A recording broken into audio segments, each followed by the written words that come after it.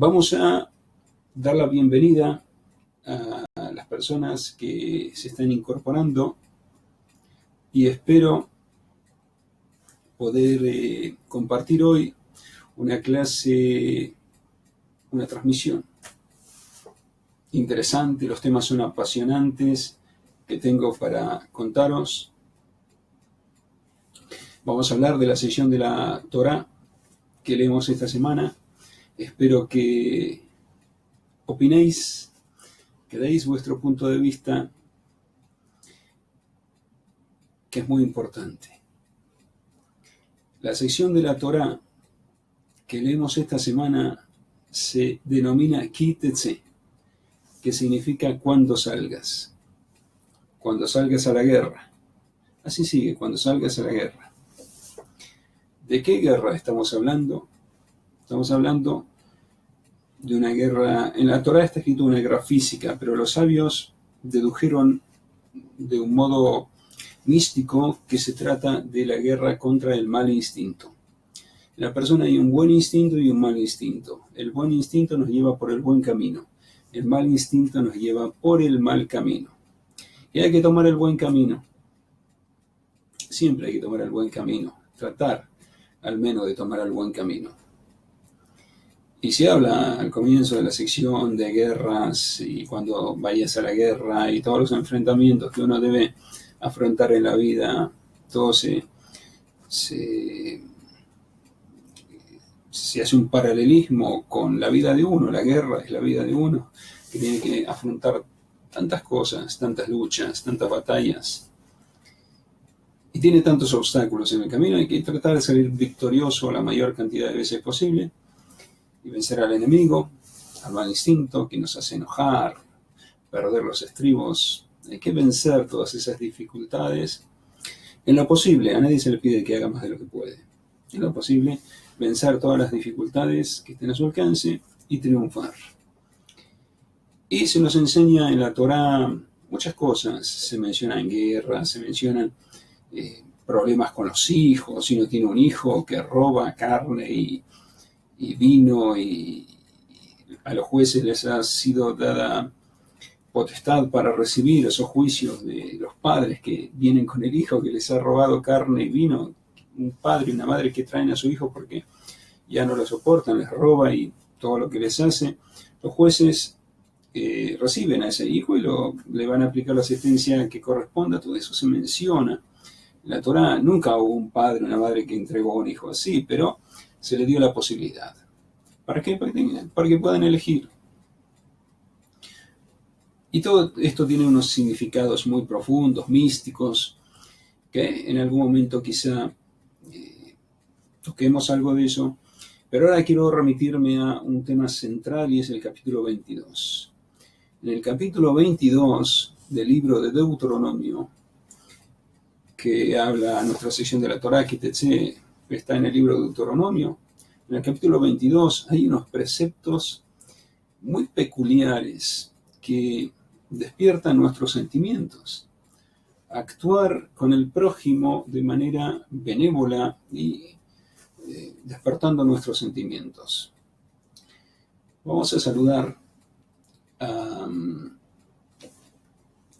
Misael, que se ha unido. Lo saludamos también a Mijael, que acaba de compartir tu video. Escríbele para agradecérselo. Se lo agradezco aquí en vivo porque quiere decir que está valorando las enseñanzas. Por eso agradezco a quienes han compartido. Mijael, que ha compartido el vídeo. Vamos a agrandar un poco los comentarios para poder ver mejor lo que se escribe. Y aquí Julio dice Shalom Rabí, Shalom. Araceli dice Shalom, también Shalom para Araceli.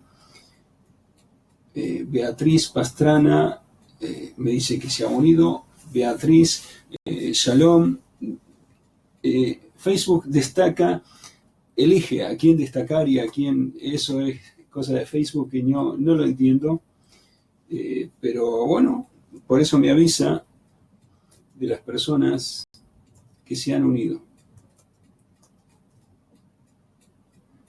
Aquí, de algunas, no me avisa de todos, no sé por qué, no sé cómo funciona eso. Después tenemos Dani. Hola Rabí, saludos desde España. Hola Ben Dani, desde Israel. Rosana, gracias por sus enseñanzas desde Panamá. Hola Rosana, muchas gracias por transmitirme esto, que os agradan las enseñanzas. Liz se ha unido, me lo anuncian aquí Facebook. Muy buenas noches Liz, mucha bendición. Raúl, Shalom Rabino, gusto en saludarlo. Shalom Raúl. Israel, Shalom, Shalom Israel. Misael, Shalom Rabino, ¿por qué debe tocar el shofar cada día de Elul hasta Rosh Hashanah? Aquí una pregunta. ¿Por qué se toca el shofar en Rosh Hashanah? El shofar es un cuerno que se hace sonar en Rosh Hashanah. El shofar, ese cuerno, despierta a las personas los sentimientos, porque es un sonido como de victoria, es un sonido constante. El shofar es un sonido de victoria continuo al comienzo, después entrecortado como si fuese un llanto, y después otra vez un sonido constante. Ese llanto está dividido en dos partes, un llanto entrecortado y un llanto semi-entrecortado, dos tipos de llanto, un llanto ingemido, o sea que se comienza con un sonido continuo, que es un sonido de victoria, después llanto entrecortado y semi-entrecortado, que eso es, sería las aflicciones, y después otra vez un sonido continuo, que es la victoria. Eso nos despierta nuestros sentimientos, o sea, prevalecer sobre el llanto y lograr la victoria cumpliendo los preceptos, siendo bondadosos con el prójimo. Así dice el sabio Ben Ish Hai, que el sonido continuo es la alegría y los sonidos quebrantados son llanto, o sea que todo cambia, que si uno está inmerso en aflicción, no va a ser para siempre, hay que saber que después va a venir la alegría, el éxito.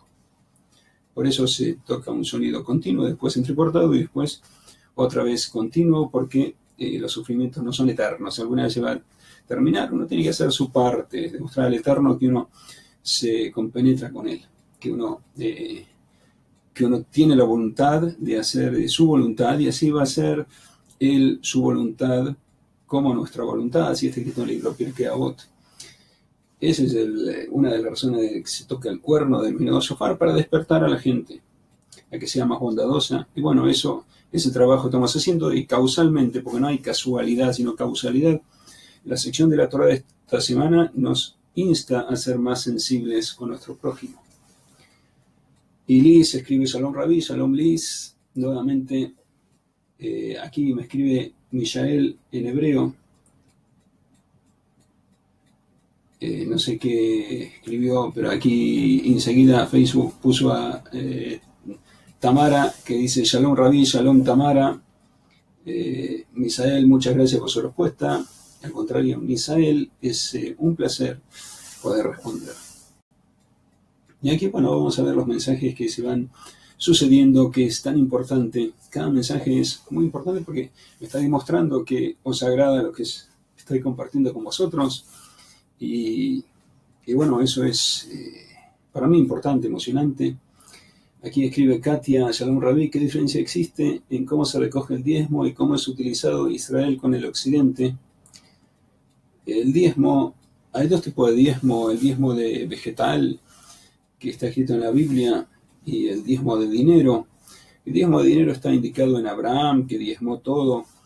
Y bueno, en el Tratado Talmúdico de Ta'anit se explica acerca del diezmo vegetal, que es prescripción bíblica, y también acerca del diezmo de los bienes, del dinero, que son dos preceptos independientes, y que, bueno, el diezmo del dinero causa riqueza. Nadie empobreció por dar tzedakah, por dar el diezmo y y de su dinero a otra persona para ayudarla, a los que lo necesitan, nadie empobreció, al contrario, trae mucha riqueza.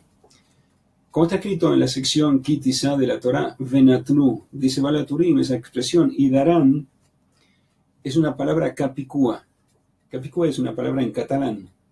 Cap y cúa. Cap es cabeza y cúa es cola, como que cabeza y cola, de atrás hacia adelante y hacia adelante, de hacia adelante hacia atrás se lee igual. Venatnu, se lee igual la palabra de atrás hacia adelante o de adelante hacia atrás, como ananá. Ananá se lee de derecha a izquierda, izquierda a derecha, igual, así es Venatnu y darán. Quiere decir, dice Balaturim, que lo que uno da vuelve de la misma manera sin que falte nada. Van muy rápido los mensajes. Ahora no me permite Facebook, por eso quiero responder rápido, porque si no se pasan y no me los permite. Antes quedaban detenidos, ahora no van pasando. El mensaje será entregado a aquellos que no lo han encontrado. Mishael. Bueno, sí, el mensaje será entregado a aquellos que no lo han encontrado. Sí, es algo medio místico que no lo comprendo. Ana, saludos desde Canadá. Rav Schlesinger, saludos Ana desde Israel. Respecto a la sesión de la Torá, que decía que despierta los sentimientos, nos habla en el capítulo 22 del precepto de los extravíos. Si uno encuentra algo que es del prójimo, porque uno ve, hay señales en eso que encontró, hay que devolverlo. Hay que devolverlo para que recupere lo que perdió a nuestro prójimo. Y si uno no lo encuentra a nuestro prójimo, hay que guardar eso que encontró hasta que lo encuentre a su prójimo y se lo devuelve. Ese es un precepto que uno demuestra sentimientos. Y no te desentenderás de lo que encuentres, dice la Torá. Como que no dejarlo tirado, sino ve que hay algo que tiene una señal, recogerlo y devolverlo. Y si no lo encuentra a quien devolverlo, guardarlo hasta que lo encuentre. Hay veces que uno encuentra una billetera o documentos, o no sé, cualquier cosa que tenga una señal. Bueno, hay que devolverlo. Es un precepto. Demostrar sentimientos por el prójimo. Que a uno le importa lo del prójimo como lo de uno mismo. Eso es generosidad, benevolencia. También se indica el precepto de levantar el burro con la carga caída, que está echado en el suelo con su carga caída, doblado sobre su carga, ayudar al dueño del burro a levantarlo porque está sufriendo el animal. Después se indica que el hombre no vista ropa de mujer y la mujer no vista ropa de hombre, porque es abominación para el Eterno. Esto es un mensaje bastante increíble porque es algo.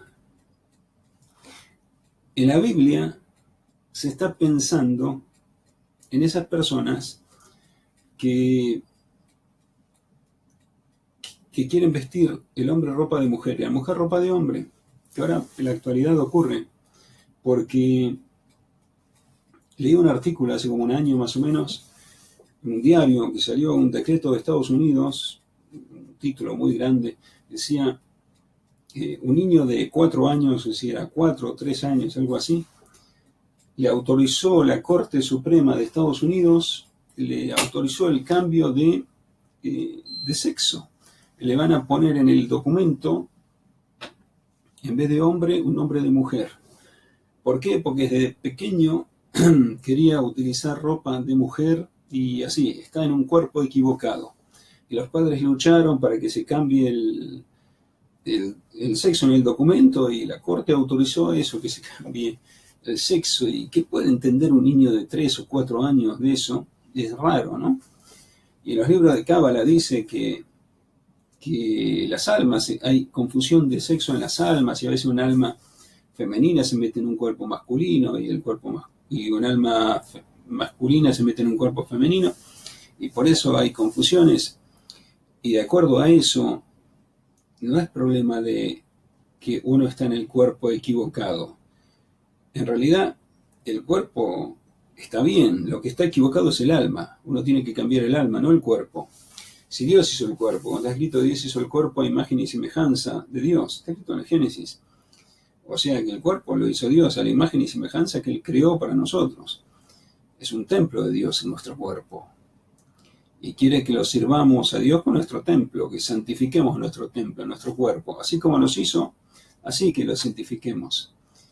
Y lo que hay que cambiar es el alma, como dijimos, que salga el alma equivocada, que se mete el alma correcta, que se introduzca el alma correcta. Y así cuenta en los libros de Cábala muchos casos de sabios que cambiaron el alma, que tenían alma femenina y no podían tener hijos, porque eso causa que no puedan tener hijos, y entró un alma masculina después que hicieron un trabajo, cumplieron preceptos y rezaron a Dios, se les cambió el alma y así se arregló todo. O sea que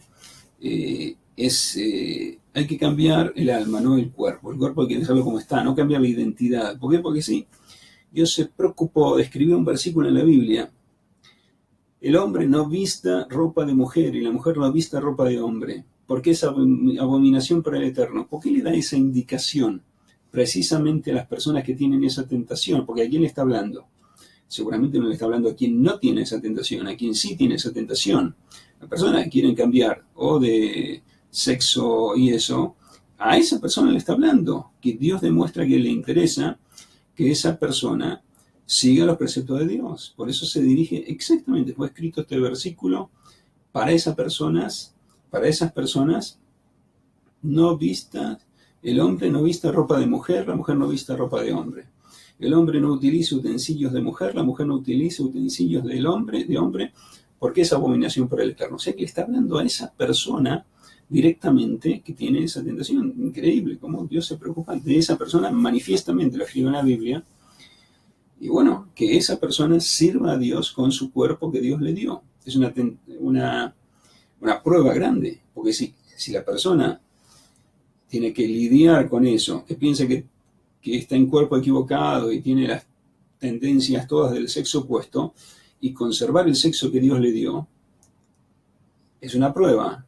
Pero bueno, si lo hace, está logrando el objetivo que Dios le encomienda aquí en este versículo, un versículo específico. Y es bueno que lo sepan todas estas personas que se les despierta esa sensación de que el cuerpo es de otro sexo, que ellos son de otro sexo que el cuerpo que le fue dado. No, el cuerpo le fue dado correctamente.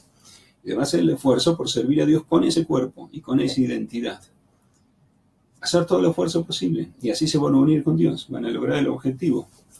Después se habla de un nido de paloma. Si uno encuentra un nido de paloma y quiere los pichones o quiere los huevos, echar a la madre y después tomar los huevos o los pichones. Después se habla de poner una baranda. Si uno construye una casa, edifica una casa, poner una baranda, un resguardo para que no se caiga la gente del techo y pierda la vida. Es también un acto de bondad. Y sembrar mixturas también es un acto de bondad, porque si pone una planta de trigo al lado de una planta de maíz, una tiene raíces más profundas que la otra, y una le va a quitar el nutriente a la otra, no le va a permitir alimentarse, nutrirse como es debido. Por eso, así dice el libro también Minhagim, no se debe poner plantas de distinto tipo una al lado de la otra. Arar con toro y burro no está bien. Son dos preceptos que despiertan nuestros sentimientos. ¿Por qué arar con toro y burro no? Uno tiene más fuerza que el otro. El toro va a querer ir más rápido, el burro no va a poder. Y uno va a sufrir. El toro va a querer avanzar, el burro no va a poder. Los dos van a sufrir. Y no se puede hacer sufrir a los animales.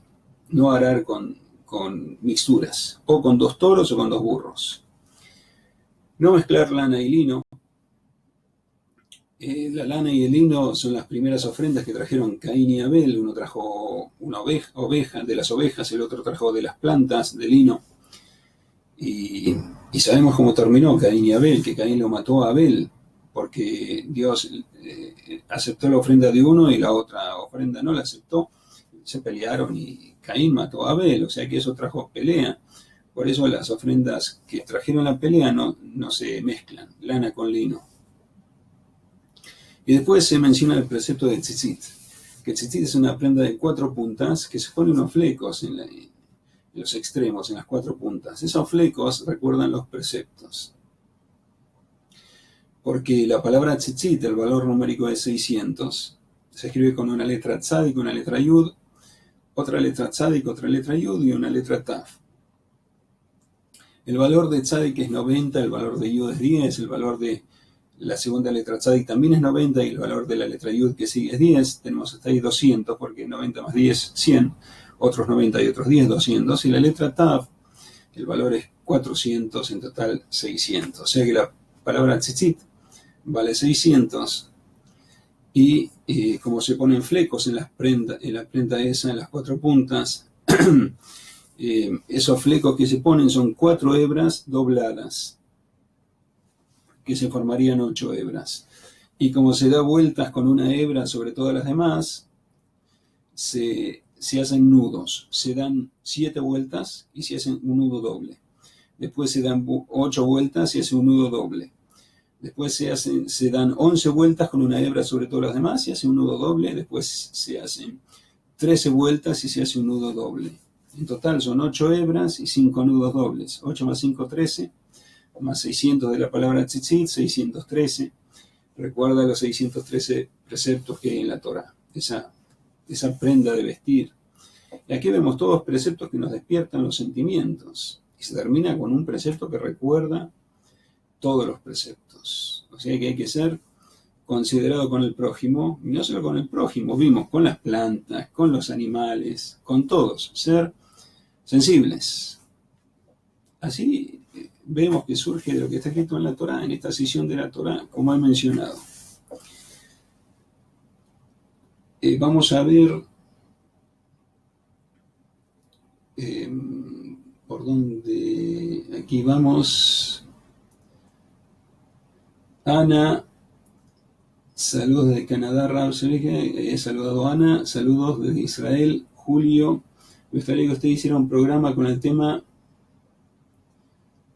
que se espera en los 70 años de Israel. Un programa que se espera a nivel cabalístico. ¿Qué dicen las escrituras? Las escrituras,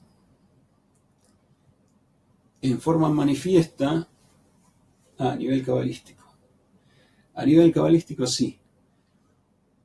Y recomiendo leer el libro Numerología y Cábala, que hemos desarrollado el tema ese de la progresión de los años.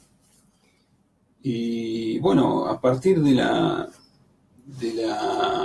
era de la Revolución Industrial, en el año 1840, en el siglo del año 1840, está escrito en los libros de Cábala, en el Zohar, que en el sexto centenio, en la sexta centuria del sexto milenio, me gusta más centuria que centenio, la sexta centuria del sexto milenio, se abrieron las puertas de sabiduría en los cielos y en la tierra, o sea, la ciencia y la cábala. Y eso ocurrió en el siglo de la Revolución Industrial, esa fecha.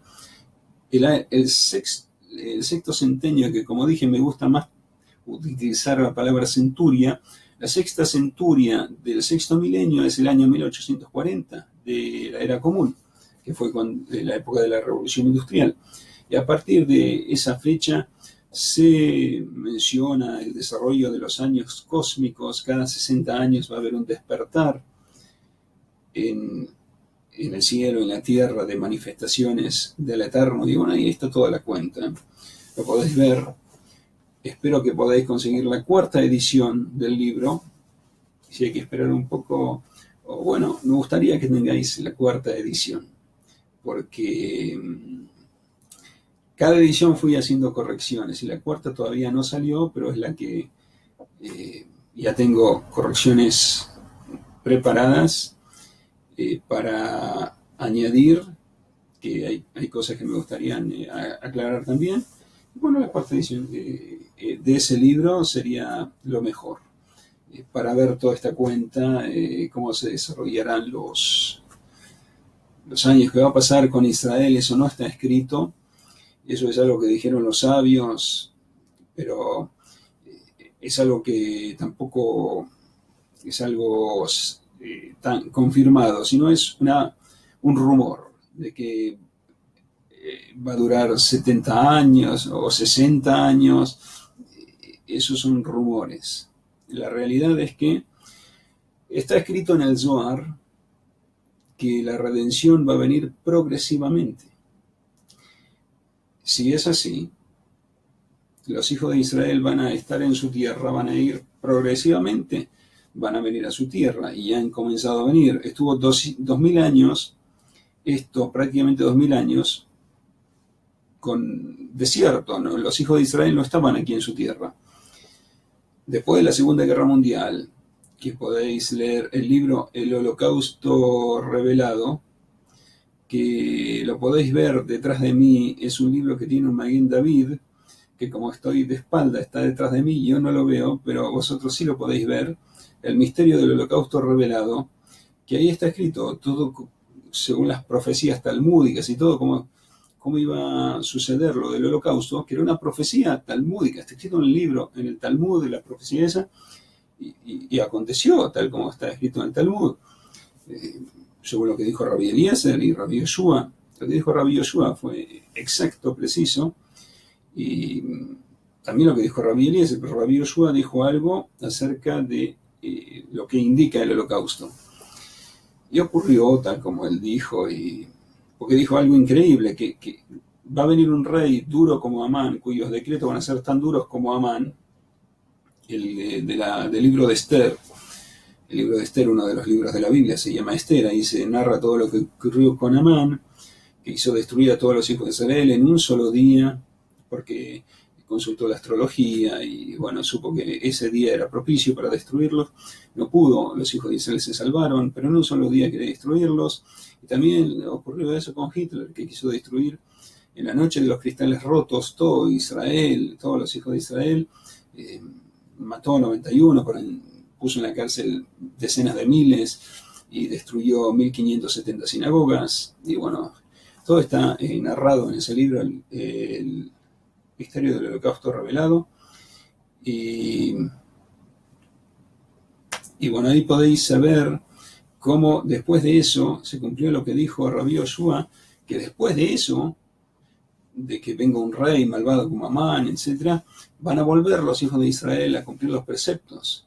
Y milagrosamente, porque ¿cómo? Después de la época del iluminismo, que se fueron diversificando los hijos de Israel detrás de los cultos de otras naciones, cómo volvieron todos. Ahora hay miles o millones de los hijos de Israel que cumplen los preceptos, es algo increíble.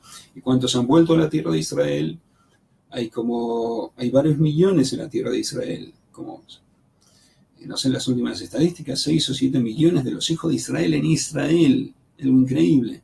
Si 2000 años estuvo esto prácticamente despoblado de los hijos de Israel, ¿cómo han vuelto ahora 6, 7 millones? Algo increíble. Y como está escrito en el Zohar, que la redención va a ser progresiva, entonces no podemos hablar después de los 70 años destrucción. Puede haber destrucción, sí, pero destrucción para traer la redención final. Se habla de una guerra en los libros de los profetas, la guerra de Gog y Magog, que es una guerra con todas las naciones rodeando a Israel y van a pelear aquí.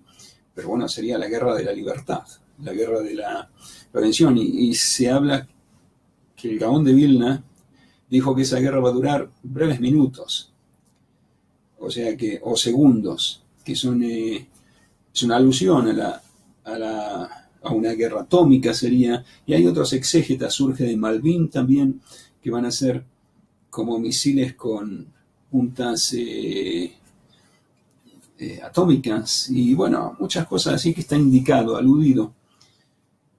Y bueno, todo eso está en los planes divinos, o sea que no es que va a ser destruido. Si hay una guerra, hay sabios que dicen que esa guerra ya se cumplió, y si no se cumplió, esa guerra va a ser la guerra definitiva para traer la paz mundial, como está escrito en Isaías, que va a haber paz mundial. O sea que, ¿qué va a ocurrir en los años 70? Puede ser que sea en los años 70, puede ser que sea en los años 70 del Estado de Israel, o antes o después. Como dije, podéis ver la cuenta en el libro del Zohar, que toda la progresión de los años a partir de la Revolución Industrial. En el libro Numerología y Cábala, y lo completáis con el libro del Misterio del Holocausto Revelado, y tendréis ahí todos los datos abiertamente para contemplarlos. Mercedes y 2 personas acaban de compartir tu vídeo. Escríbeles para agradecérselo. Agradezco, los digo personalmente, a Mercedes y a las 2 personas más que acaban de compartir ahora el vídeo. En este momento me lo está mencionando aquí.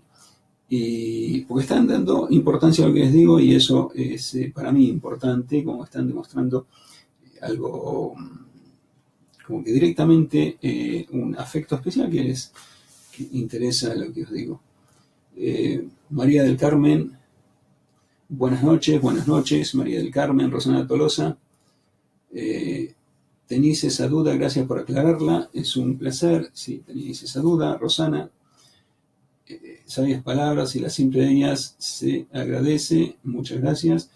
Esther Gutiérrez y 3 personas más acaban de compartir tu vídeo, escríbeles para agradecerlas. Bueno, agradezco a Esther y todas las otras personas que ahora acaban de compartir el vídeo, que es importante esto, tanto para mí como para todas las personas que se van sumando, que llegar a más público, eso nos permite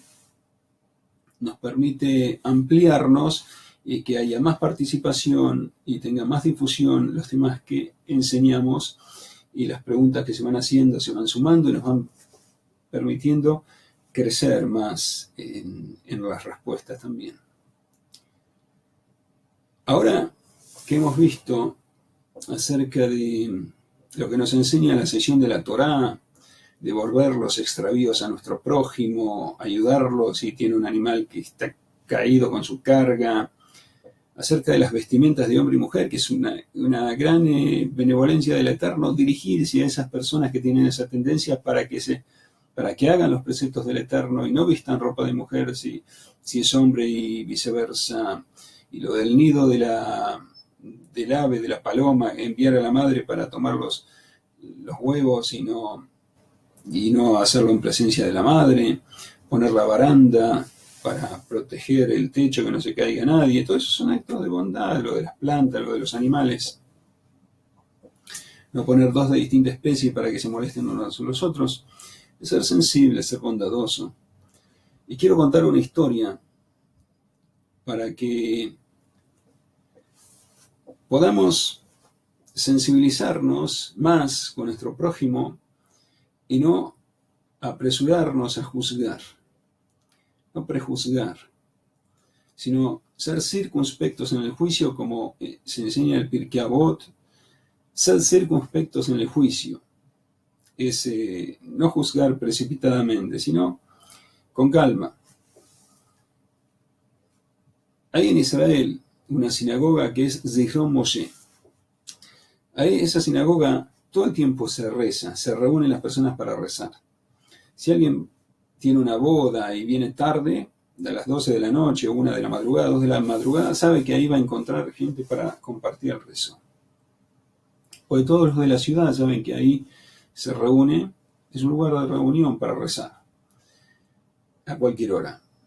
Y uno viene de un viaje también, de otro país, y llega tarde, 1, 2 de la madrugada, sabe que ahí siempre hay gente para hacer un minyan, para rezar con un grupo de gente.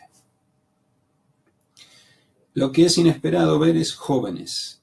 ¿Qué hacen jóvenes a la 1 de la madrugada, 2 de la madrugada? Si uno tuvo un casamiento, una fiesta o vino de viaje, bueno, pero ver jóvenes que estudian en la academia es raro. Sin embargo, hay jóvenes que andan por la calle a esa hora y uno piensa, deberían estar descansando para levantarse mañana temprano e ir a la academia. ¿Qué hacen a esta hora? Sí, es cierto, pero eso es también prejuzgar, y puede ser que tengan un lado meritorio y se los puede juzgar meritoriamente. ¿Cómo? Yo escuché una conversación entre 2 jóvenes que es para despertar nuestro letargo en cuanto a los sentimientos que tenemos, porque fue algo increíble. Aquí, ahora lo voy a decir, si a alguien se le ocurre algo para justificar a estos jóvenes que a la 1, 2 de la madrugada están en las calles, jóvenes que estudian en las academias. ¿Cómo puede ser? Si a alguien se le ocurre algo, agradezco que lo comparta. Yo después voy a decir lo que escuché de 2 jóvenes. Patricio, Manuel y 4 personas más acaban de compartir tu vídeo. Escríbeles para agradecérselo. Os agradezco a Patricio y Manuel y a todas las 4 personas que han compartido el vídeo. Y Manuel dará una conferencia usted en España o nos visitará. Bueno, me agradaría mucho visitar España. Estuve varias veces, di conferencias en España. Y sí, me agradaría mucho volver a dar más conferencias en España. No sé cuándo, pero sí me agradaría mucho. Respecto a los jóvenes que he oído hablar, como dije, hay jóvenes a la 1, 2 de la madrugada, y uno piensa, ¿qué hacen? Tendría que estar en la academia de estudios. Sin embargo, con lo que escuché, da para pensar y uno dice, uy, ¿cómo he pensado de ellos de esa forma? Se cuenta en el Talmud, en el Tratado de Sukkah, al final, que Abaye fue por los cañaverales, donde había muchos espinos y se pinchó los pies y todo, detrás de 2 jóvenes, un joven y una joven. Él pensó que iban a hacer algo malo entre ambos, antes de casarse o algo así, y los persiguió varios kilómetros y vio que cuando llegaron a un cruce de camino se despidieron, ha sido muy grata tu compañía, y se despidieron sin hacer nada malo. Y él dijo, uy, si hubiera sido yo, no sé si me hubiera podido contener, y estaba sufriendo por eso, y hasta que se le apareció un anciano y le dijo, cuando una persona es más grande que la otra, en Torá, tiene más mal instinto, o sea que no te aflijas, está todo bien. El mal instinto crece con uno, como él dijo, yo no sé si me hubiera podido contener de estar con una mujer joven y no hacer nada, sino que simplemente compartir el camino con ella. Y bueno, ese anciano le dijo, cuanto uno más crece en espiritualidad, el mal instinto crece también para tentarlo, para que todo esté en equilibrio y darle más premio por vencerlo al mal instinto. O sea que ahí se aplacó la aflicción de Abaye. Pero esto que sospechó, nosotros sospechamos de los jóvenes que hacen a la 1, 2 de la madrugada, y lo que he escuchado de ellos, como dije, una vez escuché a un joven, que decía al otro, uno le dijo, no tengo dónde dormir, y él le dijo, tú puedes utilizar mi cama de la academia, él estudia en la academia, tú puedes utilizar mi cama de noche, yo duermo de día. Yo puedo dormir de día, estudio de noche. Y le ofreció su propia cama, que él durmiera de noche, y cuando este compañero que no tenía dónde dormir se iba a la academia de día a estudiar, este que estudiaba de noche se iba a dormir. O sea, hizo un sacrificio de estudiar de noche para darle la propia cama que le habían asignado a él al otro. O sea que es un acto de generosidad, porque está en la noche, porque el otro está durmiendo en su cama, y cuando el otro se levante, él va a ir a dormir. Increíble. No hay que apurarse nunca a juzgar. Bueno, esto es algo que Alejandra, Shalom Alejandra, esto es algo que nos despierta. Todos los preceptos, despertar nuestros sentimientos, no precipitarse a juzgar, sino tomarse un tiempo, y una vez que uno está seguro de lo que ve, que es correcto, tal como uno lo ve, y uno tiene pruebas, bueno, ahí emitir juicio, pero analizarlo muy bien objetivamente. Hay otra historia que ocurrió con un encargado de una sinagoga, que es el que limpia, acomoda, no es el que limpia toda la sinagoga, limpia cosas finas, que de un papel o algo, acomoda las sillas, dispone todo, arregla, el encargado de la sinagoga. Se quedaba hasta tarde para arreglar, acondicionar para el día siguiente, cuando vienen los que rezan. Y un día eran las 12:45 de la noche y escuchó que alguien arrojó una piedra y rompió una ventana.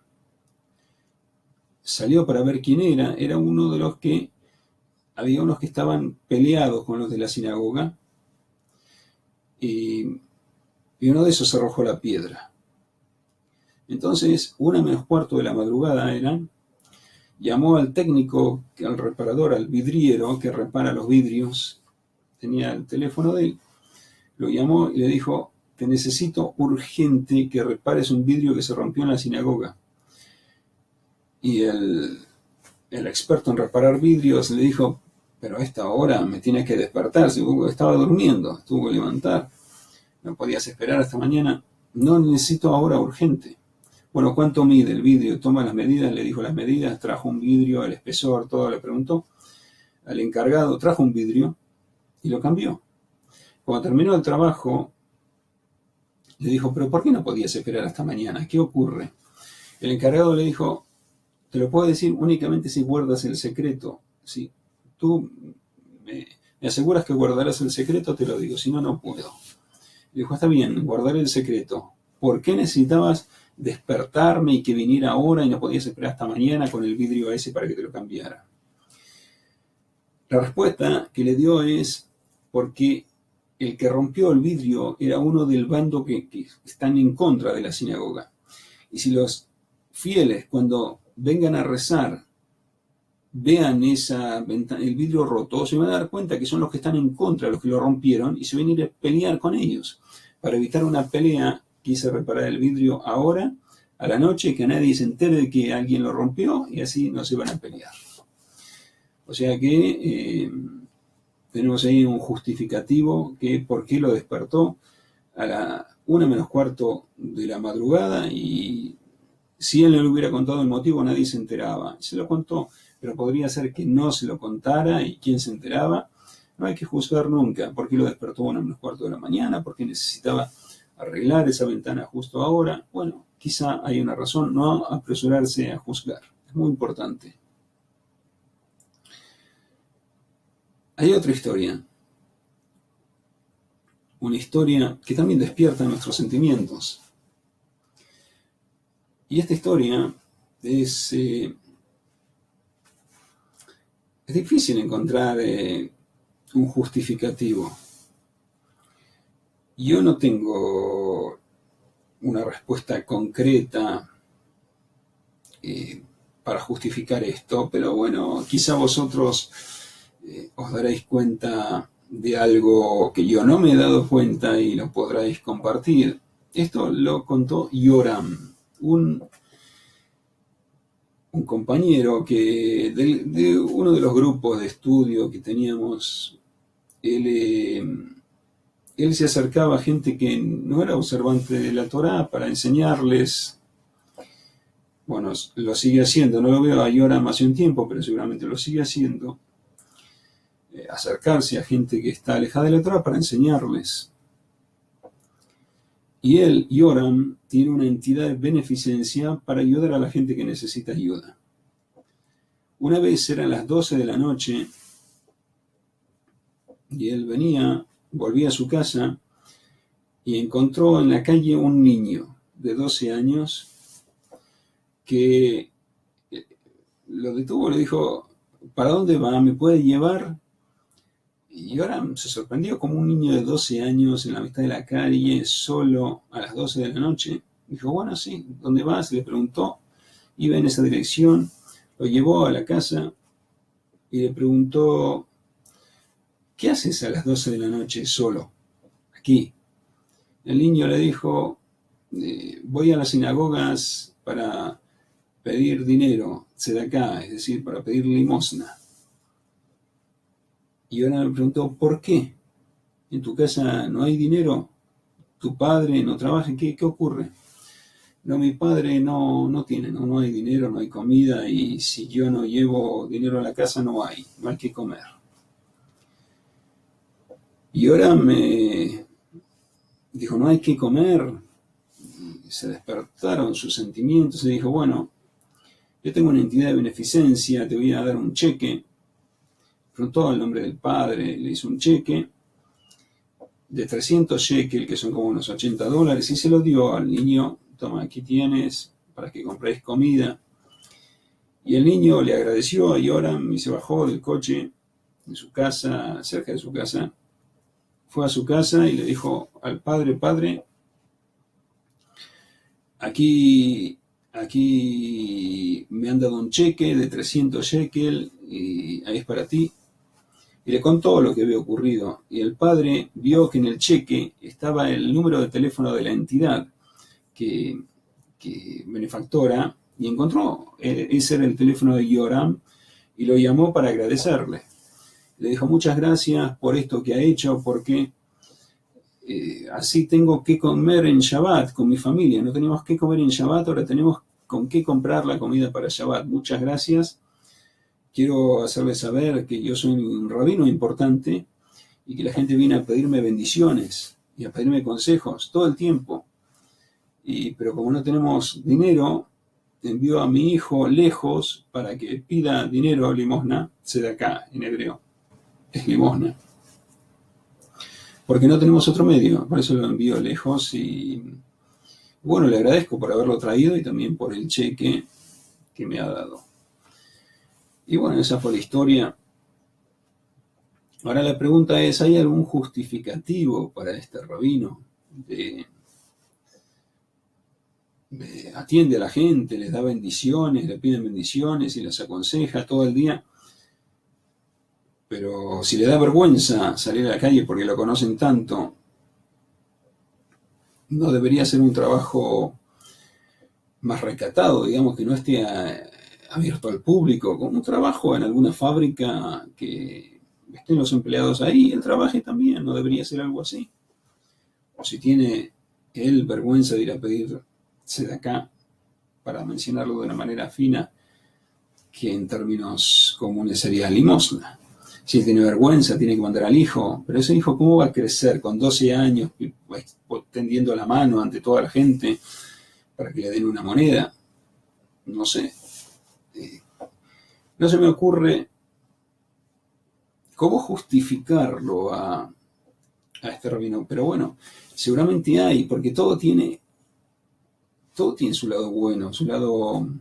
¿Cómo justificarlo? No sé si a vosotros os ocurrirá algo. Marcelo dice Shalom, Nilce, Shalom Rab, Shalom Marcelo, Shalom Nilce. Alejandra dice Shalom, que ya le he dado Shalom.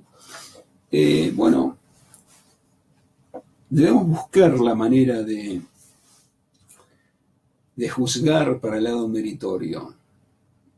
Quizá tienes un mérito de dar bendiciones a los demás y vivir para los demás, pero ¿qué ocurre con el hijo? Eso es algo que ¿acaso no tendría que tener prioridad el hijo para su educación y él dar su vida para traer el alimento a la casa? Bueno, hasta ahora no se me ocurre.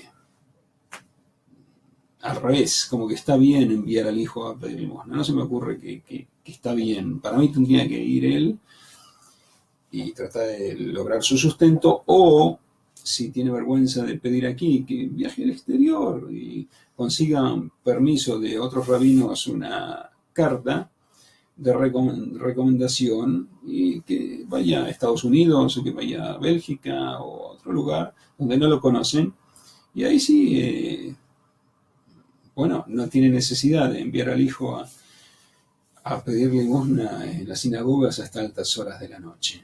Eso es lo que pienso yo, pero quizá, bueno, tenéis vosotros otra opinión. Hay que juzgar siempre para bien y hay que encontrarle una parte meritoria también a este hombre, todo una historia real, y ahora mismo me la contó. ¿Y cómo tenemos que despertar nuestra sensibilidad con las demás personas? siendo benevolentes con ellos y no prejuzgando y aceptándolos tal como son.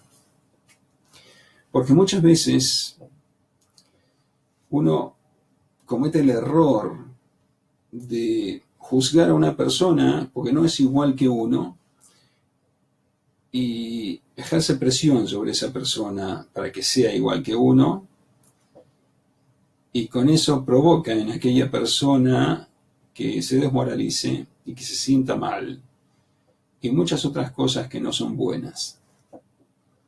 Y el ejemplo es una señora que conocí que tenía más de 40 años y no se pudo casar nunca porque físicamente no se le ve ningún defecto, pero quizá por el carácter, la forma de hablar, no sé.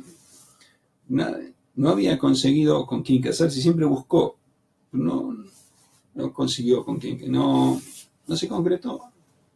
Más de 40 años tenía. Y era tal la presión que ejercían las demás personas con ella que ella no sabía lo que hacer. Todos le decían, no hay una expresión así en hebreo tan fuerte, pero como que es una solterona, como ¿hasta cuándo vas a permanecer soltera? Ya tienes más de 40 años, no vas a poder tener hijos. La presión era muy fuerte y no era que ella no quería, sino que no había encontrado pareja con quien casarse.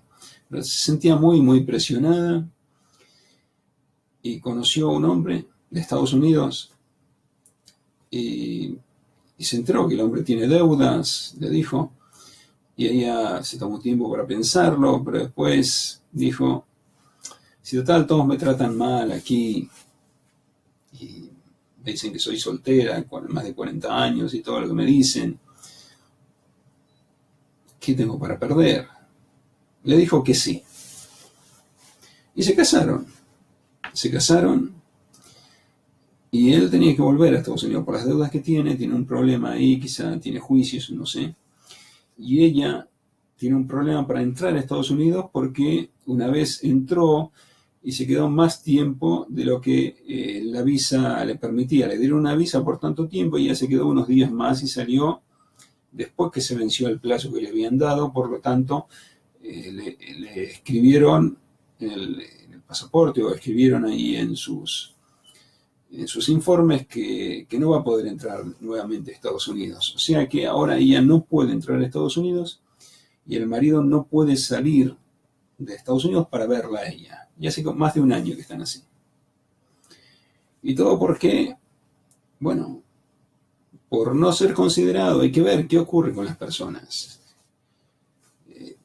Si no tuvo suerte, no pudo ayudarla, por lo menos, y no presionarla, no tratarla mal, tratarla de que sea igual que ellos. Hay que entender a la gente. Y ella ahora está sola, y está casada y sola.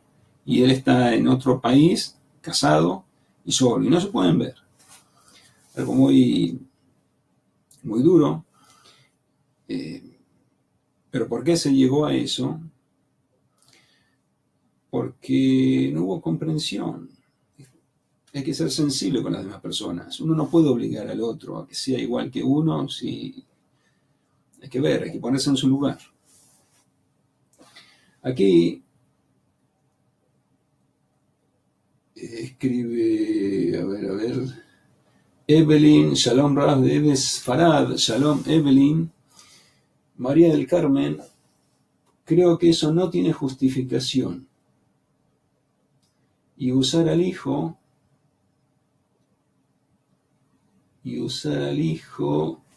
vamos a ver si pequeñezco esto. Es mucho más grave, pero bueno, está hablando de no juzgar, y es verdad. También a mí me han pasado cosas que me han enseñado que no se debe juzgar. Hay padres que usan a los hijos, es de ser un poco sinvergüenza, carga el hijo con todo el peso.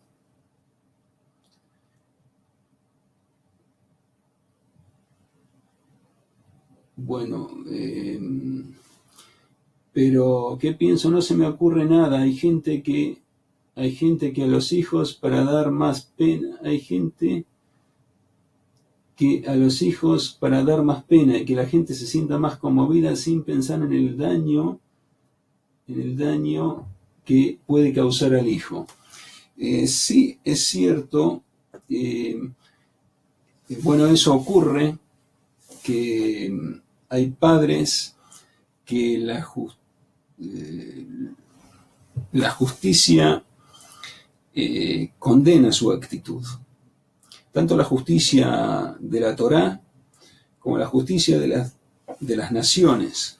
En Israel las leyes son muy fuertes con los padres que descuidan a los hijos y ponen este tipo de cargas, como aquí me escribe María del Carmen.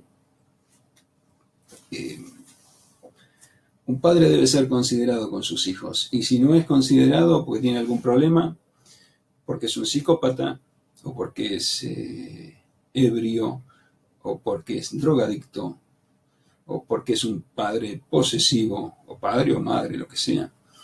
Padre posesivo significa castrador, como que es una psicosis, como que no le permite al hijo crecer para tenerlo dominado siempre.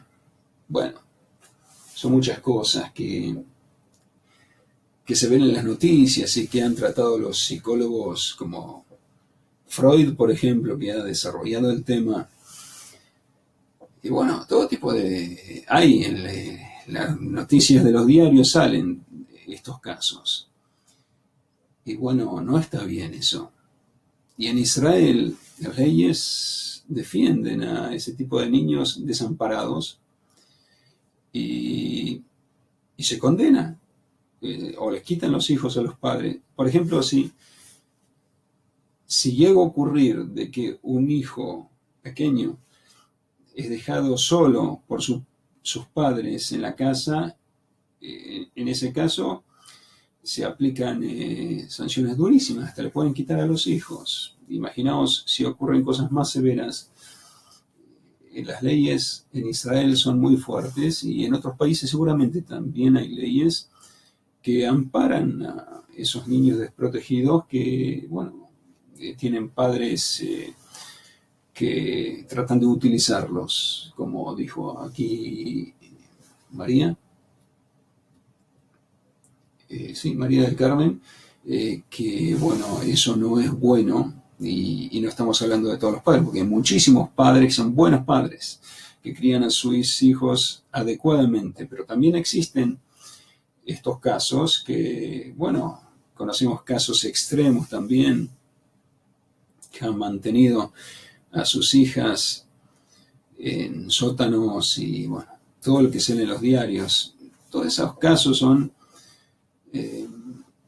para la justicia, tanto la justicia de la Torá, que los tribunales rabínicos deben decidir en el caso de, bueno, ser gente que está vinculada con una comunidad, el rabino tiene fuerza. En Israel los rabinos tienen fuerza, los dictámenes de los rabinos son aceptados en los tribunales civiles también, y bueno, por supuesto en los tribunales civiles que hay en las naciones para todas las personas que no están directamente vinculadas con la Torá, es muy importante para mantener la salud mental y física de todas las personas, no importa si es pequeño o grande, todos tienen que estar defendidos. Chela dice, Rabí, ¿qué dice el judaísmo de tatuarse? Gracias.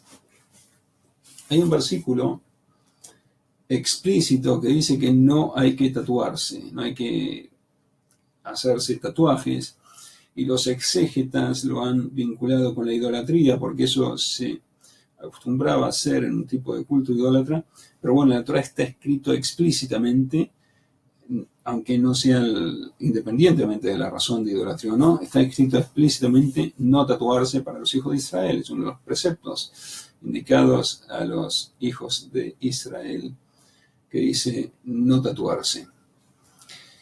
Y tenemos en nuestro caso, respecto a lo que estábamos hablando de la Torá, de la sección de la Torá de esta semana, que es Kitetse, de ser sensible, despertar nuestra sensibilidad. Lo aprendemos, ser sensible incluso con las plantas, con las plantas.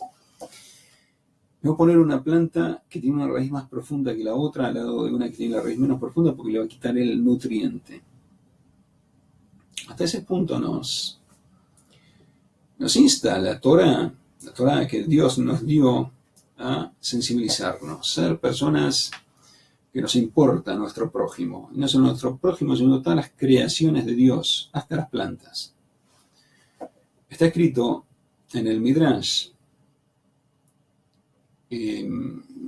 una historia bastante extraña de una palmera que había sido plantada en un lugar y no producía frutos. Dátiles producen esas palmeras. Y vino un experto y le preguntaron, ¿por qué no produce frutos esta palmera? Y el experto dijo, porque fue traída de Hamtán. Hamtán estaba como a 150 kilómetros del lugar. Y fue traída de ahí y extraña a las otras plantas de su especie y por eso no produce frutos. Si traéis un trozo de la misma especie, de la palmera, y la injertáis con esta, de la misma especie se puede, según la Torá. Lo que no hay que injertar es diferentes especies. Por ejemplo, banana con manzana, eso no. Pero si es de la misma especie, sí, se puede, según la Torá. Y traéis de Hamtán, de donde fue traída esta palmera, una rama de otra planta, y bueno, ahí producirá frutos, y produjo frutos. Hicieron eso y produjo frutos. Hasta las palmeras se extrañan las plantas. Y está escrito acerca de Rabbi Yohanan ben Zakkai en el Talmud, que él conocía incluso el lenguaje de las plantas también, de los pájaros, de las plantas, todos los lenguajes. Así que todos los seres vivientes se comunican, y en la sección de la Torá de esta semana nos indica cómo ser sensibles incluso con las plantas, con los animales también. Está escrito acerca de Rabbi Yehuda Anasí, Rabbi Yehuda, el compilador de la Mishnah, que un ciervo, no era un ciervo, era un becerro. Un becerro iba a ser degollado y corrió hacia Rabbi Yehuda y puso su cabeza bajo su túnica, y Rabbi Yehuda le dijo, ve, porque para eso has nacido. Para eso has sido creado, para ser degollado y nutrir a las personas. Y el becerro fue, pero desde ese momento a Rabbi Yehuda le sobrevinieron dolores muy fuertes, muy intensos, que le duraron 13 años. Hasta que se apiadó de unas crías de rata, de unos roedores. Y la sirvienta de Rabbi Yehuda estaba echando a las crías esas de rata, y Rabbi Yehuda dijo, no, déjalas, porque el Eterno se apiada de todas las criaturas, como escrito en el libro de los Salmos, capítulo 145. Y la sirvienta las dejó, y en ese momento Rabbi Yehuda se curó. ¿Por qué? Porque en el cielo dijeron, si apiádanos, apiadémonos de él. O sea que es tan importante ser sensible con todos, cuanto más con nuestro prójimo, que seres humanos igual que nosotros, cuanto más que hay que ser sensibles uno con los otros, y como se indica en la sección de la Torá, devolverles los extravíos si no encuentra algo, devolvérselo, o ayudarlos en todo lo que sea y no despreciarlos. Si vemos que no logran los objetivos, que no son igual que nosotros, tenerles paciencia, no presionarlos, no hacerles pasar un mal momento, no causarles depresiones ni caídas en el ánimo, sino alentarlos, hacer que estén alegres, comprenderlos tal como son. El Eterno creó a todas las personas diferentes, con diferentes propiedades, diferentes culturas, diferentes tendencias, diferentes capacidades, diferentes dones, diferente inteligencia. Y por lo tanto debemos ser comprensivos, porque nadie es igual a nadie, siempre uno es diferente al otro. Eso es una de las claves importantes de nuestra sección ser sensibles y comprensivos con nuestro prójimo, no tratar de cambiarlos como somos nosotros, entender por qué están en esa situación, y así fue creado. Y si uno puede ayudarlo, lo ayudará, pero con su voluntad, no yendo contra su voluntad. Hay que ir siempre con su voluntad. Está escrito en el libro de los Proverbios, Hanoch lanar al pidarko que afilo kizaken lo yasur mimena. Educa al pequeño según su camino, porque incluso cuando envejezca no se apartará de él, que es según su camino, según su propia voluntad. Con la voluntad de él, de la persona que estamos tratando, hacer que sea su voluntad acercarse, pero no imponérselo, ni con palabras soberbias, ni tratar de darle advertencias severas, porque no somos nadie para sobrepasar al prójimo. Debemos ayudar a nuestro prójimo. Es el mensaje que nos transmite aquí, ser sensibles con los demás, no imponerles nada. Si uno quiere cambiarlo, proponerle, pero no de una manera impulsiva ni que se sienta presionado, sino proponerle de buena manera, como que tienes esta opción. A mí me gustaría ayudarte con esta opción si a ti te interesa, y que él con su voluntad acepte eso que uno le propone, pero no contra su voluntad, no presionarlo, ni media palabra de presión, porque eso no lo va a ayudar a cambiar. Uno debe ser comprensivo y sensible. Las personas tienen sensibilidad y muy fácilmente son afectadas por una palabra desconsiderada. Como el suceso que os he contado con esta señora, que no tuvo otra alternativa. ¿Por qué? Porque la despreciaban tanto que no tuvo otra alternativa. Era cómo quedó. Ahora está sola. En hebreo se denomina aguná, que no se sabe dónde está el marido. En este caso sí se sabe dónde está el marido, pero no se pueden ver. Él no puede salir para verlo a ella y ella no puede entrar para verlo a él. Y hace más de un año. ¿Y eso por qué? Por las presiones. Si uno hubiera sido más comprensivo y hubiera esperado, hubiera seleccionado mejor, no tuvo la oportunidad. No es que ella no buscó, no tuvo la oportunidad. O proponerle, ayudarla según lo que ella es. Y así con todas las personas, ayudarlo según lo que uno es, según lo que esa persona quiere, a menos que sea algo que está en contra de la Torá, que uno no va a transgredir la Torá para ayudar a una persona a transgredir la Torá. Pero si está dentro de las normas de la Torá, que uno cumple la Torá, bueno, ayudar a esa persona de acuerdo a las normas de la Torá. Si no están infringiendo la Torá, ¿por qué uno va a esa persona a presionarla a hacer algo que uno quiere, si esa persona no quiere? Porque uno va a obligar o presionar a otra persona a hacer lo que uno quiere que esa persona haga. Eso está muy mal. Va completamente contra las reglas de la Torá. Y se aprende de nuestra sección de la Torá, que leemos esta semana, quítese, cómo hay que sensibilizarse. Y para ver más datos de esto, se puede consultar el libro Sefer HaChinuch, en la sección Shlach, que sería, Shlach es una sigla que indica el valor numérico 338. Es decir, en el capítulo 338 se menciona el precepto de Onaat de Barim, que es hacer sufrir al prójimo, aflicción al prójimo, que es una de las bases de la Torá. Y ahí se va a ver cómo se menciona incluso hasta un padre con un hijo, que no se debe hacer sufrir al hijo en todo lo posible, incluso para las cosas necesarias para su educación. Hay veces que uno lo prohíbe, no, esto no, ¿por qué? Porque para educarlo. Pero ¿es necesario o no es necesario? Bueno, podéis consultar el libro ese que os he dicho, muy famoso ese libro, Sefer HaChinuch, capítulo 338, leerlo en forma pausada para poder entender, y ahí veréis todo lo que es afligir al prójimo, cómo hay que cuidarse de no afligir al prójimo. Es un precepto de la Torá, muy importante, a tal punto que al lado de esta expresión que es Onaá, significa hacer sufrir, está escrito y temerás de tu Dios. Cuando está escrito hacer sufrir con dinero, que es estafar, no está escrito de temerás a tu Dios. Está escrito temerás a tu Dios al lado de hacer sufrir con otras cosas que no son dinero, como palabras o palabras hirientes, palabras, presiones, así. Ahí está escrito Onaá, no harás sufrir, y temerás a tu Dios. ¿Por qué? Los sabios explicaron, porque estafas de dinero no le puede devolver, pero si no lo hizo sufrir al prójimo con palabras o de otra manera, ¿cómo le puede devolver? Ya lo hizo sufrir, no tiene manera de devolvérselo.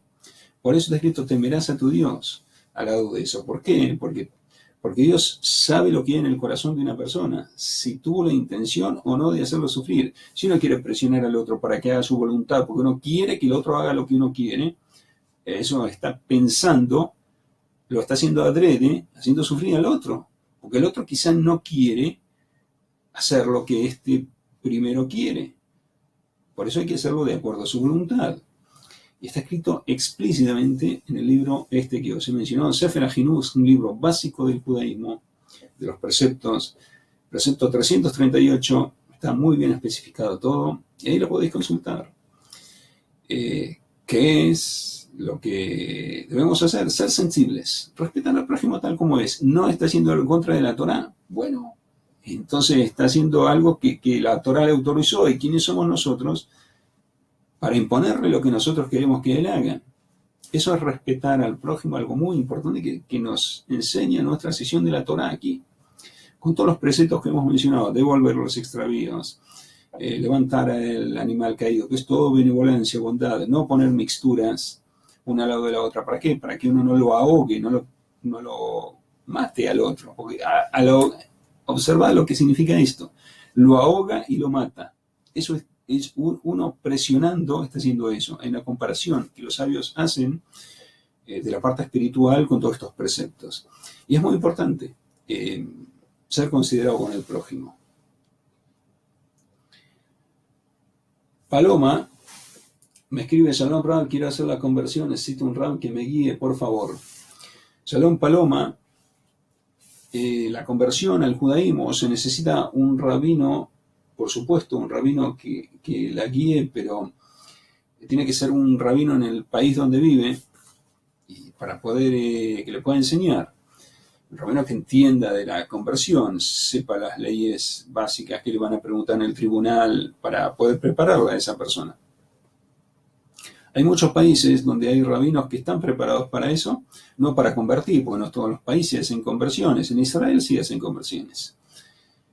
Y hay otros países que sí también, hay otros países que no hacen conversiones, pero tiene que ser un rabino que no pueda tener contacto directo, personal, para que lo pueda orientar. Hasta aquí va a ser esta transmisión de hoy, correspondiente a esta sección de la Torá que se llama Kitetse. Y bueno, espero que hayáis disfrutado de esta transmisión, yo también de haberme comunicado con vosotros, de haber compartido esta noche, y espero que nuevamente nos podamos volver a encontrar en breve y aprender más enseñanzas de la Torá de nuestros sabios. Hasta muy pronto y os deseo que tengáis todos un muy buen día.